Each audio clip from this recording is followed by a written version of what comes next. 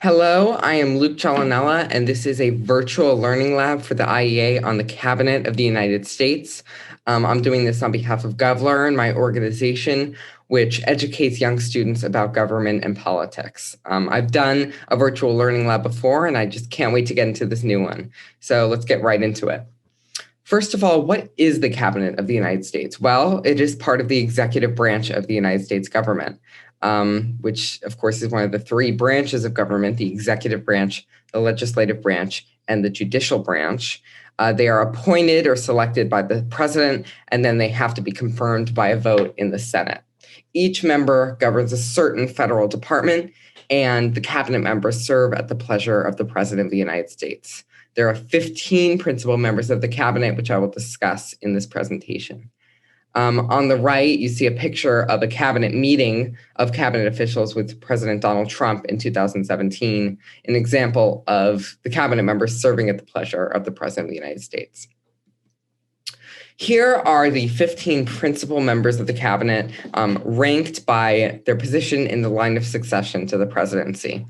Secretary of State is the highest, and those top four are what are known as the Big Four, or the most powerful or most important positions in the cabinet, and they get the most media attention and the most attention from the public.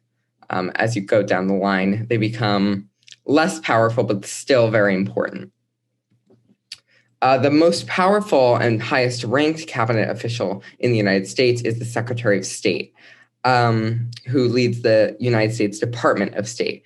This is different from state secretaries of state. So, for instance, the United States Secretary of State handles foreign policy, whereas, for example, the California Secretary of State handles elections. It can become very confusing, but the United States Secretary of State handles foreign policy and often represents the United States abroad to different countries, and also sometimes manages immigration policy, though that is primarily reserved for the Secretary of Homeland Security. The first Secretary of State was Thomas Jefferson. This is one of the oldest cabinet positions, and as we will see, as we continue on down the line of succession, the cabinet positions will become more recent. The most recent cabinet position is Secretary of Homeland Security, which I'll get to later, but that was founded in the early 2000s. The second highest ranking cabinet official is the Secretary of the Treasury, who leads the United States Department of the Treasury. They are the chief United States economic policy officer and the principal economic advisor to the president. There are also an honorary member of the United Nations Security Council, so occasionally they will represent United States economic interests abroad to other countries. The first Secretary of the Treasury is Alexander Hamilton, and the Department of State and the Department of the Treasury were founded around the same time. Next, we have the United States Department of Defense, led by the Secretary of Defense. The Secretary of Defense is the chief United States military officer, aside from the president, who is the commander-in-chief, and the principal military and defense advisor to the president. They are headquartered at the Pentagon in Washington, D.C., which is known for its Pentagon architecture and structure. And the Department of Defense has a pretty interesting history, as when the United States Constitution was ratified and when this Department of State and the Treasury were established, there was a similar department called the Department of War, led by the Secretary of War. After World War II, this position changed from Secretary of War to Secretary of Defense to adopt a less promoting war of a title. The first Secretary of War in the late 1780s and the early 1790s was Henry Knox. However, the first Secretary of Defense, a more recent position, is James Forrestal. Next, we have the Attorney General, the last of the, quote, most important. These are all important, but in the public eye, these four are the most important.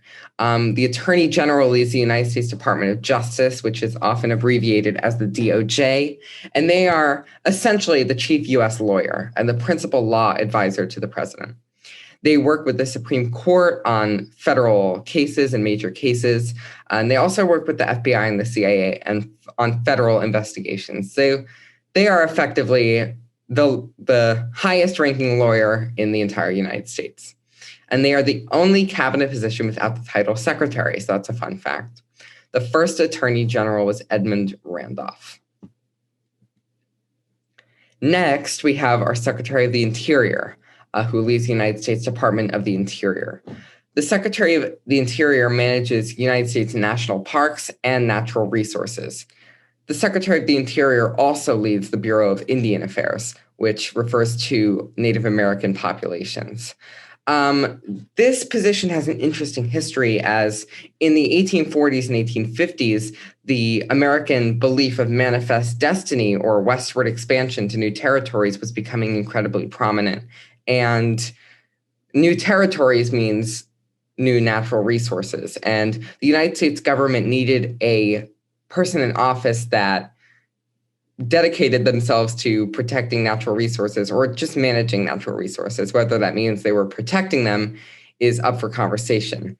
But as you can see on the right, the seal of the Department of the Interior is a bison on natural territory with mountains in the background and a rising sun. So it's a very idyllic seal. And as you can see, the date, March 3rd, 1849, was when the department was created. The first Secretary of the Interior was Thomas Ewing. Next, we have the Secretary of Agriculture, or the United States Department of Agriculture. Similar to the Department of the Interior, though, this position focuses more on United States food and water resources and manages the FDA, or the Food and Drug Administration. They also manage farming and rural development. And they work with the Secretary of the Interior to preserve natural resources. The first Secretary of Agriculture was Norman J. Coleman. Next, we have the Secretary of Commerce, who leads the United States Department of Commerce. The Secretary of Commerce promotes United States business and industry, especially abroad. And they work with a variety of members of the cabinet and other United States public officials, including the Secretary of State, the Secretary of the Treasury, and the United States Trade Representative to foster foreign trade and commerce. I like to refer to the Secretary of Commerce as a sort of mix of all these positions, incorporating the foreign policy aspects of the Department of State, the economic aspects of the Department of the Treasury, and the, of course, trading with other countries aspect of the United States Trade Representative, who is in charge of trade with the United States. The first Secretary of Commerce is William Cox Redfield. The next position is the Secretary of Labor, who leads the United States Department of Labor. They manage United States workplaces and unions, and also manage business person controversies. So they are essentially the voice of the working people in the federal government. In addition, they promote retiree benefits and work with the Secretary of the Treasury and other officials on Social Security benefits. The first Secretary of Labor was William B. Wilson. Next, we have the Secretary of Housing and Urban Development, who leads the United States Department of Housing and Urban Development, which can be abbreviated to HUD or HUD, as I like to refer to. The Secretary of HUD manages United States housing issues, and to quote their official mission, their mission is to, quote, increase home ownership, support community development, and increase access to affordable housing free from discrimination. So in addition to supporting homeowners already, they also support community development and support affordable housing. The first Secretary of HUD was Robert C. Weaver. This department was created in the 1960s. So if you look at the seal, it incorporates some of that mid-century modern architecture into its design. And I like seeing how these seals evolve over time. And we'll see more of that too. The Secretary of Transportation leads the United States Department of Transportation. They manage United States public transportation and infrastructure and federal highways and railroads. They have to consider environmental and economic concerns in their job, and they are, of course, primarily focused on transportation in the United States. They were also created in the 60s. You could see a similar sort of design pattern as we did for the Housing and Urban Development seal. And the first Secretary of Transportation was Allen Stevenson Boyd. The Secretary of Energy leads the United States Department of Energy, and they promote efficient energy resources and strive to protect clean air and environmental quality. Though it was created in the 1970s under the Jimmy Carter administration, it has become focused on the climate crisis in recent years and trying to find clean energy alternatives to fossil fuels. The first Secretary of Energy was James R. Schlesinger. Next, we have the Secretary of Education, who manages the United States Department of Education. They manage public education in the United States, and they advise the president on educational issues. It's a pretty, well, obviously it's a complicated job for them, but it's a pretty simple one to describe. They reach out to school districts across the country, provide resources, and act as a sort of hub for all education in the United States. The first Secretary of Education was Shirley Hufstedler. Next, we have the Secretary of Veterans Affairs, who heads the United States Department of Veterans Affairs. They advocate for veterans on a federal level, and they manage medical facilities and other official buildings for veterans. Unlike some of the major cabinet positions, such as the United States Secretary of State, they're pretty spread out across the country, and they have smaller branches and buildings throughout the country. And there is a likelihood that if you live in a city, there are VA branches there. Veterans Affairs can also be abbreviated to VA. The first Secretary of Veterans Affairs is Ed Derwinski. And finally, we've arrived at our newest cabinet position, the Secretary of Homeland Security, who leads the U.S. Department of Homeland Security, which can be abbreviated to DHS. They manage borders and national security in the United States and were created after the September 11th attacks on the World Trade Center in 2001. They are the newest cabinet position, and their first secretary was Tom Ridge. As you can see in the seal, it has a pretty modern design, unlike some of the older seal designs that you saw in the earlier positions.